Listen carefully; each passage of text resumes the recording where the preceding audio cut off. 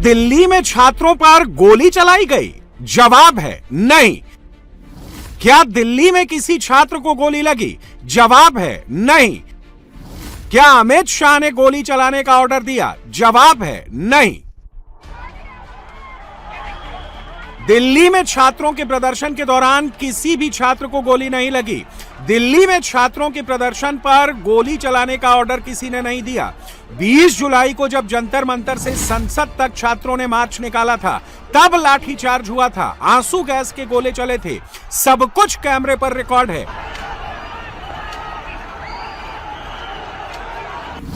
लेकिन दिल्ली में छात्रों पर गोली चलने का कोई सबूत नहीं है। दिल्ली में किसी छात्र को गोली नहीं लगी।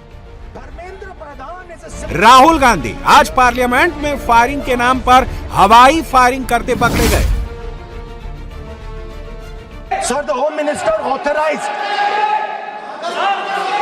the shooting of our students, sir. He put pellets into the blood of our students. He ordered the students of India to be shot. लगता है सरकार ने राहुल का झूठ पकड़ लिया है, इसीलिए राहुल से फायरिंग ऑर्डर की कॉपी मांगी जा रही है। कौन सा ऑर्डर है, वो ऑर्डर का कॉपी आप निकाल के बताइए। आपने कहा होम मिनिस्टर ने ऑर्डर दिया है फायरिंग के लिए, आप वो ऑर्डर का कॉपी निकालिए। आप बताइए किसने आपको बताया, कौन सा ऑर्डर नंबर, किस व्यक्ति को कहा है, कौन सा अधिकारी। आप कॉपी निकाल करके सदन में रखिए। राहुल गांधी ने लोकसभा में आरोप लगा दिए और ऑथेंटिकेशन के नाम पर हाथ झाड़ लिया। सत्ता पक्ष अब उनसे माफी मांगने को कह रहा है। The use of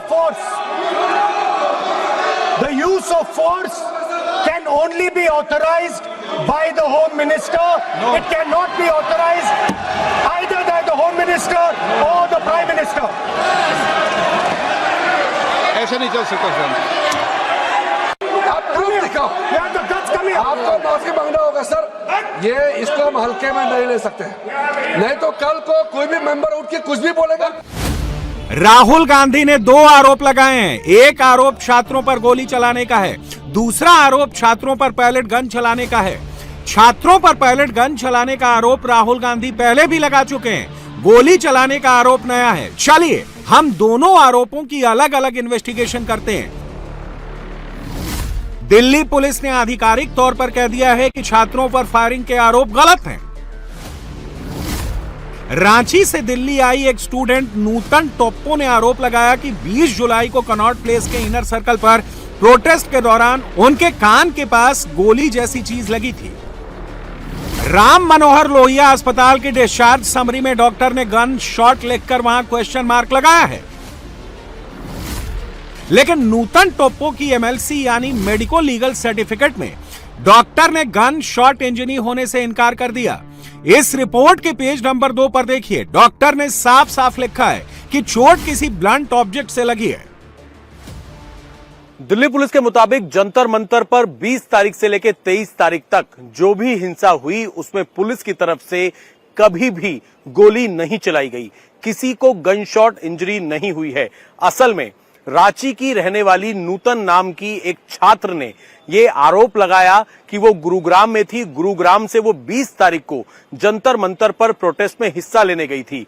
उसी दौरान उसका यह आरोप है कि कुछ पुलिसकर्मी हथियार ताने खड़े थे और उसके कान के पास चोट लगी। इस पूरे मामले के अंदर जब नूतन ने आरएमएल अस्पताल में अपना इलाज करवाया, उसके कान पर पट्टी बांधी गई, उसके कान पर टांके लगे, तो जो डिस्चार्ज सर्टिफिकेट था उसमें क्योंकि नूतन बार बार ये बात कह रही थी कि उसे लगता है कि उसके कान पर गोली लगी है, गन शॉट इंजरी हुई है, इसीलिए डॉक्टर ने डिस्चार्ज समरी पर गन शॉट इंजरी के साथ क्वेश्चन मार्क लगा दिया। यानी कि डॉक्टर ये श्योर नहीं थे कि जो कान पर चोट है वो गन शॉट इंजरी से हो सकती है।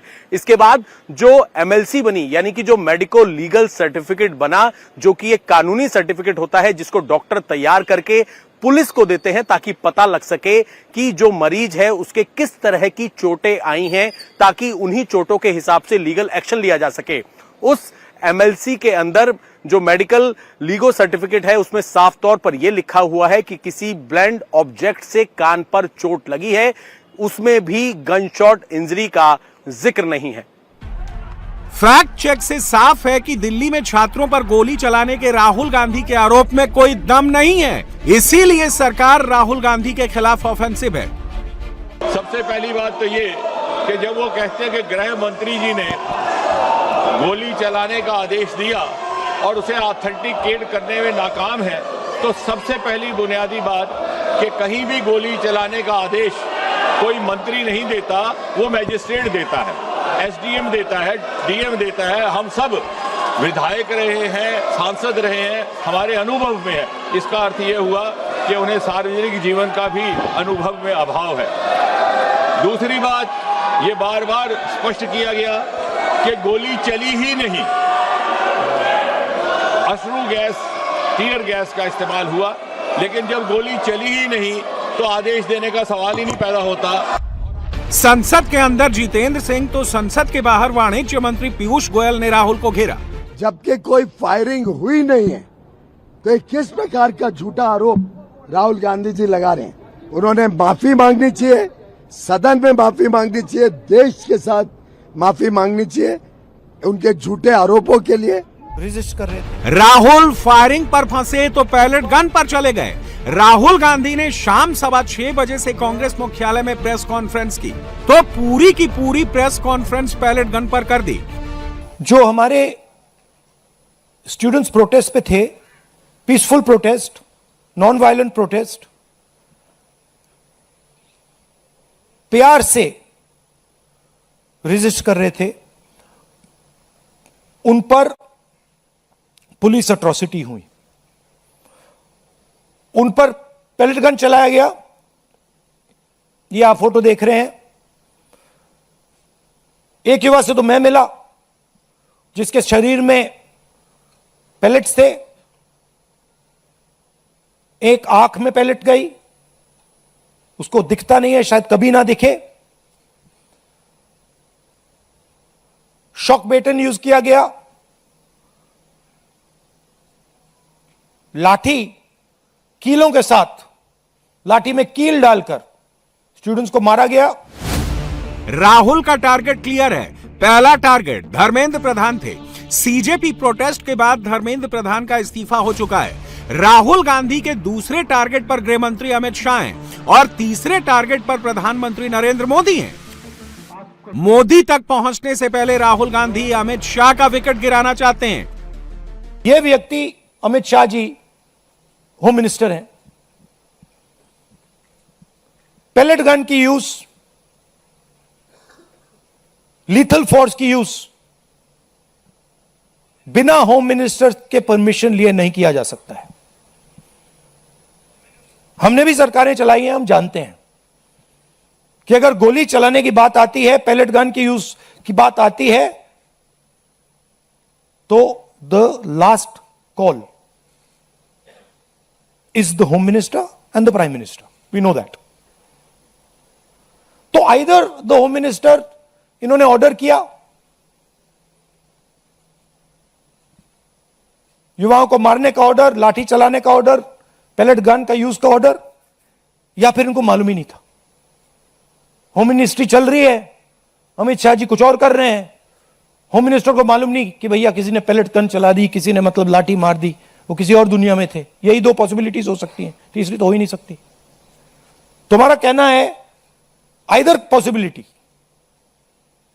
इनको जाना है, इनको हटा जाना चाहिए। राहुल के पास तस्वीरें भी हैं, एक विक्टिम भी है और एक जनरल डायरी एंट्री भी है। पैलेट गन के बारे में उस जनरल डायरी एंट्री में क्या है, यह सबको देखना चाहिए। पार्लियामेंट स्ट्रीट पुलिस स्टेशन में 22 जुलाई की रात 1:24 पर दर्ज की गई इस जनरल डायरी एंट्री में रैपिड एक्शन फोर्स B108 के डिप्टी कमांडर सतीश कुमार सांगवान ने लिखवाया था कि दिल्ली पुलिस के डीसीपी के निर्देश पर 55 non electrical shell, 15 electrical shell, 5 tear smoke grenade, 2 ARG और 2 पीपी यूज किया गया। इसमें जो पीपी दर्ज है इसी के बारे में कहा जा रहा है कि यह प्लास्टिक बैलेट के लिए यूज हुआ है। राहुल गांधी ने इसी प्लास्टिक बैलेट को पकड़ लिया है। अब पैलेट गन इंजरी हुई है, राहुल ने इसके सबूत भी दिखाए हैं। पैलेट गन के 3 विक्टिम होने की बात कही जा रही है। सवाल है कि दिल्ली में पैलेट गन चले तो आदेश किसने दिया?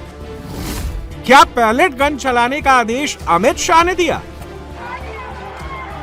20 जुलाई को नई दिल्ली में मेनली 2 फोर्सेस की तैनाती थी, एक दिल्ली पुलिस और दूसरी रैपिड एक्शन फोर्स जो सीआरपीएफ की स्पेशल फोर्स है।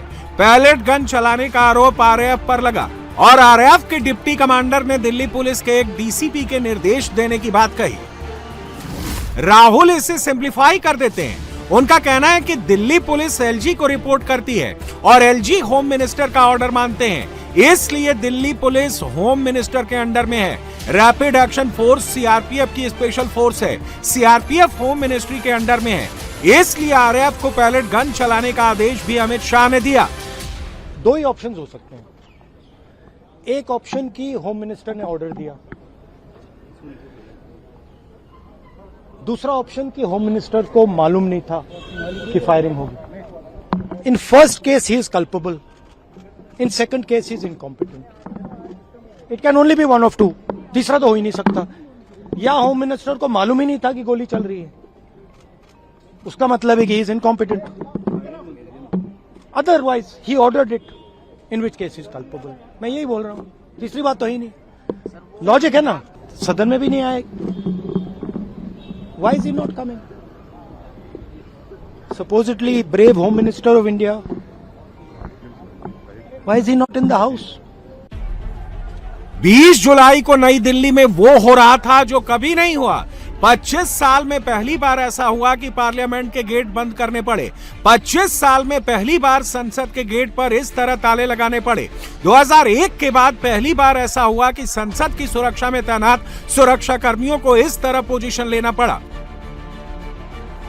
संसद के मॉनसून सेशन के पहले दिन सत्र चल रहा था। प्रधानमंत्री, गृह मंत्री, रक्षा मंत्री, तमाम मंत्री और सांसद संसद में मौजूद थे और संसद से कुछ 100 मीटर की दूरी पर सड़क पर बखेड़ा मचा हुआ था। राहुल अगर सीआरपीएफ के डीजी की बात ही सुन लेते तो अमित शाह पर आरोप नहीं लगाते। आप सभी राष्ट्रहित में, जनहित में, बलहित में जो भी निर्णय लेते हैं,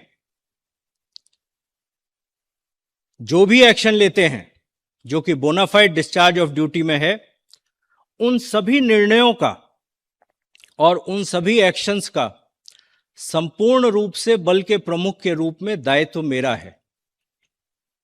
आप अपना काम निर्भय होकर करते रहें। जहां भी जो भी दायित्व लेना होगा वह संपूर्ण रूप से मैं महानिदेशक के तौर पर लूंगा। फेस रिकॉग्निशन कैमरे और एआई की मदद से दिल्ली पुलिस ने सीजेपी प्रोटेस्ट में आए हजारों अपराधियों की पहचान की है। कुल 2873 लोगों का आपराधिक रिकॉर्ड मिला है। इसमें 989 गंभीर अपराधी थे, 101 हत्या के आरोपी, 62 हत्या के प्रयास करने के आरोपी, 284 डकैती लूट के आरोपी, 61 रेप बलात्कार के आरोपी, 6 पॉक्सो के आरोपी, 229 आर्म्स एक्ट के आरोपी, 135 झपटमारी के आरोपी और 67 नशे से जुड़े एनडीपीएस के आरोपी थे। छात्रों के बीच में जब अपराधी संसद की तरफ बढ़ रहे थे तब दिल्ली पुलिस और रैपिड एक्शन फोर्स ने संसद की सुरक्षा की। क्या इस प्रदर्शन में पुलिस की तरफ से पैलेट गन का इस्तेमाल किया गया था? ये सवाल उठ रहे हैं। इस पर साफ तौर पर पुलिस ने हालांकि कहा कि पुलिस की तरफ से किसी भी तरह के पैलेट गन का इस्तेमाल नहीं हुआ। फिर सवाल खड़े हुए कि आरएएफ ने पैलेट गन चलाई। इस पूरे मामले के अंदर 22 जुलाई को दिल्ली के पार्लियामेंट स्ट्रीट पुलिस स्टेशन के अंदर आरएएफ के कमांडेंट ने एक जनरल डायरी एंट्री करवाई और उसमें यह कहा कि एक डीसीपी लेवल के अधिकारी ने उसको, जो प्रदर्शनकारी हैं, उन्हें रोकने के लिए जिस भी तरीके के जो आंसू गैस के गोले या दूसरे इंस्ट्रूमेंट हो सकते हैं उनका इस्तेमाल करने के लिए कहा गया।